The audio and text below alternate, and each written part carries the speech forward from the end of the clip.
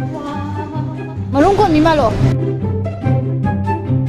Hello everyone, good morning. Adum yang ngasi video sidadi aiga si video se hojukanda ai kanum haige aiga no bi se Mumbai se koi aba chatraba matungda idawi harakanda adum hayum halam dai pochai ge ga khalai do adum aiga maga gi pama hoi mi loina makki leiba ki dumit oi doine sisina ado sidadi am sabagi aido maido humang pang thuga thoeba adugi aina ice adum toraga ice ga ising moi ising do duga mix toraga mai dum tabane ado hojikan do gi face wash sigi derma bite ki face wash se sijamu use toba hore yam mal oraga yam nungai bu do oibane sigi face wash se Teresa da wala ka na phi shu da yam se lebe phi shu re aiga no bi gi phi puna shu do e ado aise moi shi wash machine sisina ba haite aduga iruja bagi moi mathaki shower do mathok tu yaw di yong ko ising gi man ta bani Nasi di breakfast tan pi ado tan do moi de mom loi de agum mom loi tan yam pa me ba aduga just get ready oigrani haidi kai haigani iruja bagi mai da kaim tai dri ba dum phatlang chalaga sama to ga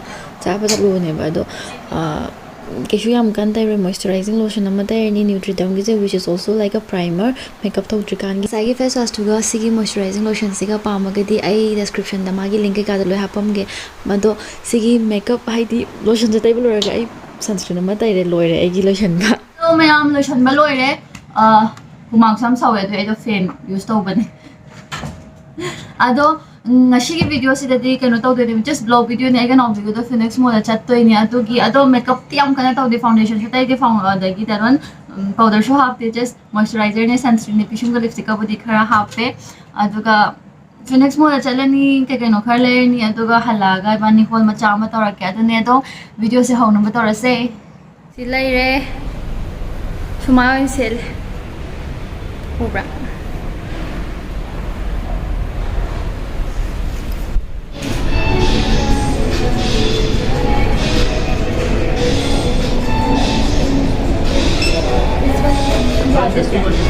Hazayin. It's happy. Stay di tauro.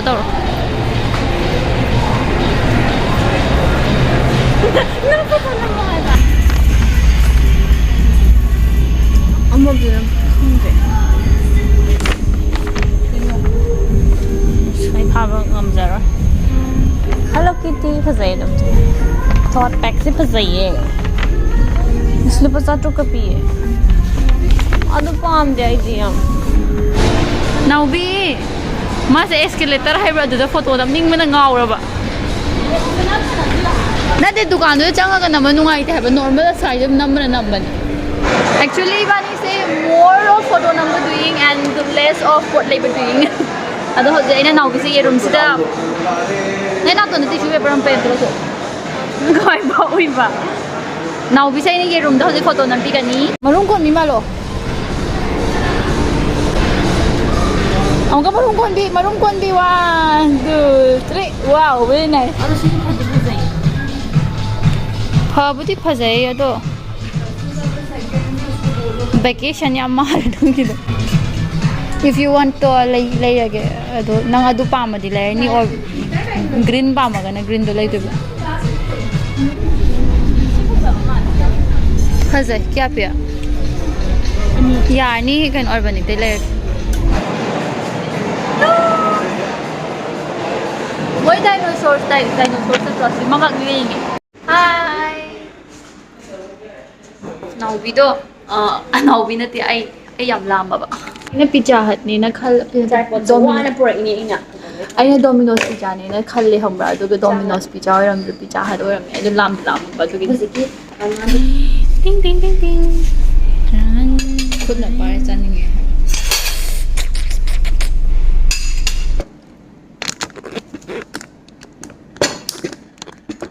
Awe. Kamu kan kunos. Tapos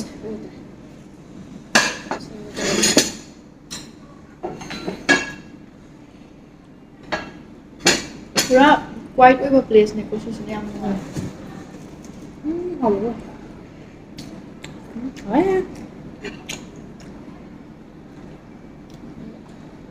Wow. I really like this one. This part.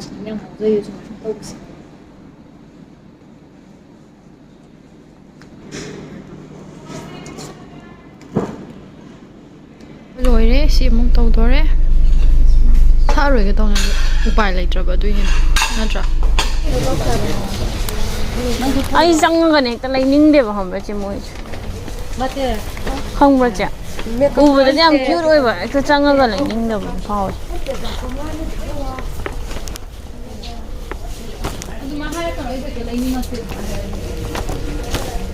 ꯂꯣꯏ ꯂꯣꯏꯔꯦ ꯀꯩ ꯈꯜꯂꯤ ꯌꯥꯝ ꯍꯔꯥꯎꯋꯦ ꯍꯧꯖꯤꯛ ꯍꯜꯂꯅꯤ ꯊꯦꯡꯖꯟꯈ꯭ꯔꯦ metro ꯐꯪꯉꯔꯣꯏ ꯅꯠꯇ꯭ꯔꯗꯤ ꯍꯜꯂꯛꯑꯦ ꯌꯧꯔꯦ the vibes always change right khara leire sida leire ado kei no yenghalake londra jo hangdo halo lodi pura phutpa tar ado mya ngasi kei leirake habada kei no mya leire nawbi na gi bag am lebire and my bag am lebire ꯅꯪꯒꯤ bag ꯂꯩꯕ꯭ꯔꯣ nai carte leide nang lebi natra bag ꯂꯩꯕ꯭ꯔꯣ bag haidi backpack is also a bag right oh tukat sei na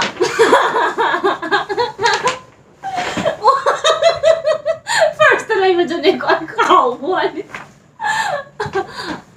तो I am found a bag ni bako ado si bag se lai re adum dukan da gumba yon bakan 750 yesterday kolaba they said 750 right so I don't want to buy but here I got Nice quality. Yeah, nice quality.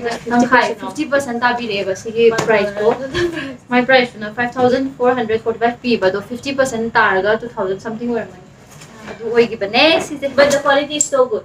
It will last like and also the color I really like it Yeah. leiba aduga I now bi leiba bag to sisna last leiba amasina first leiba sisna last leiba I gi kai brand no bi sibo accessorize London aduga now bi sina vero moda dagi Sigi bag say last time. I like this bag so much. Okay, that's why.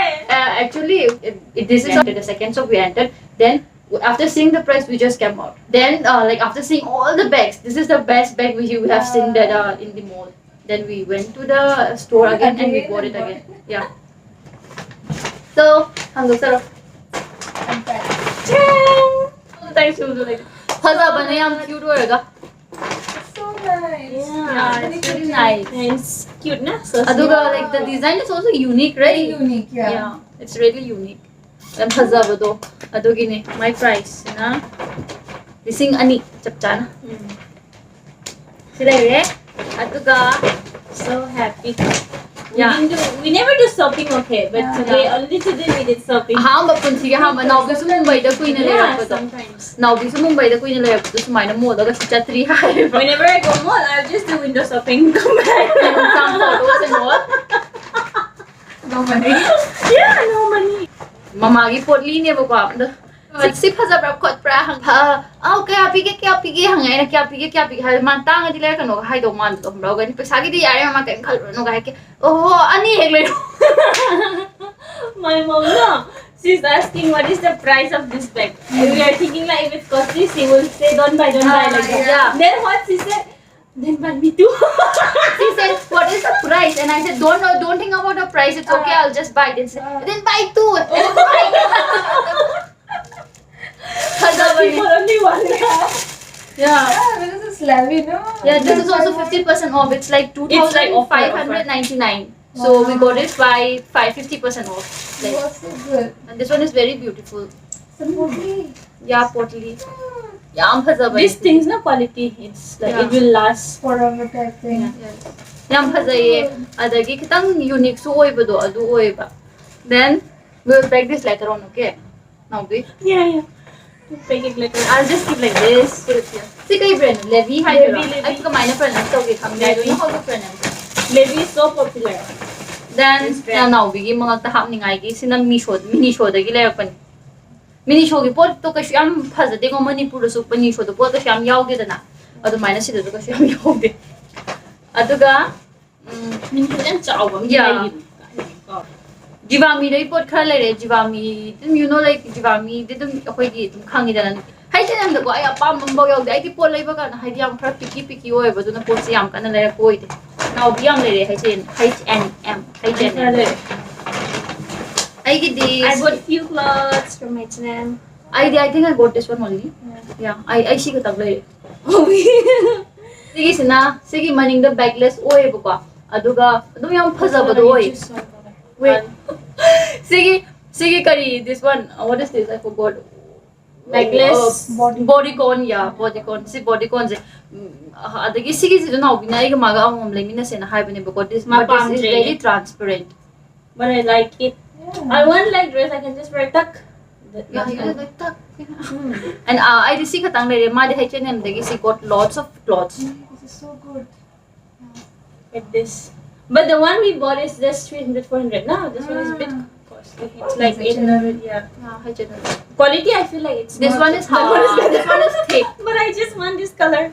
So I just put it. And this pants. This pant is. I don't know why Ulta. she like this pen. I like it so much. Very trendy. Still, I don't like it. I It's like like it. I You like can it. wear It's like personal choice. You can wear with that one, that shirt. Yeah. this one. Yeah. This is a bodycon. No, not that. that Yeah, brown this shirt. one. Yeah, they came here. Yeah. I Sorry, like it it is so also much. somewhat same. Nice. I can know because do ngashi do po to mayam le. Pag mayam budi yam de do like Yam sorry. yam me haidi yam na particular khalaga leib da pa malon maglay re and yam happy oire.